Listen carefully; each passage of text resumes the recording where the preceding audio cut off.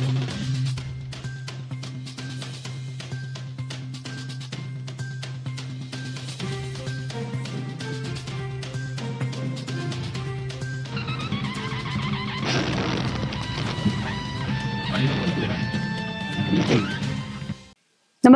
आपण पाहता Hirkani news. Hirkani news प्रत्येक क्षण ताज्या घडामोडी आणि महत्त्वाच्या प्रत्येक बातमीसाठी नेहमी तत्पर. गाडी पुरात अडकली, डोळ्यात देखत बायकोसह 2 लेकी वाहून गेल्या, पतीचा टाहो. प्रॉपर्टी घ्या पण पुलावर फलक लावा.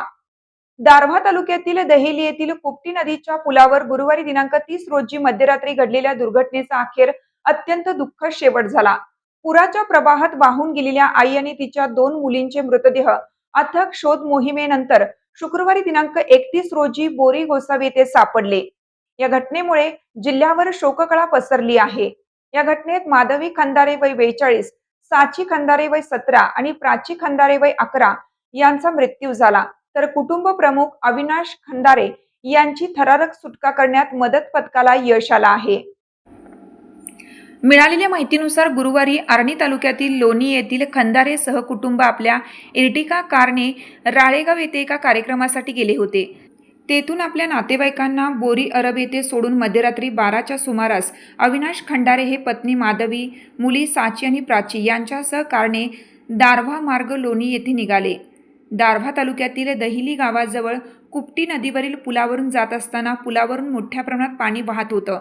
त्याचवेळी त्यांच्या कारला पुराच्या पाण्याचा वेढा पडला. गाडी पुराच्या पाण्यात अडकल्यानंतर परिस्थिती गंभीर असल्याचे लक्षात येताच अविनाश खंदारे व त्यांच्या पत्नी माधवी यांनी लोणी येथील नातेवाईक व मित्र परिवाराला मोबाईलवर संपर्क साधून तातडीने मदत मागितली. मात्र काही क्षणातच पुराच्या प्रचंड प्रवाहाने कारसह संपूर्ण कुटुंबाला वाहून नेले.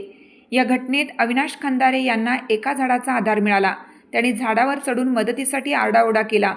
घडलेल्या घटनेनंतर अविनाश खंडारे यांनी घटनास्थळी टाहो फोडला. पुलावर धोक्याची सूचना देणारा कोणताही फलक नव्हता. हवं तर माझी प्रॉपर्टी घ्या पण पुलावर फलक लावा असं म्हणत त्यांनी पालकमंत्री राठोड यांच्यासमोर भावना व्यक्त केल्या.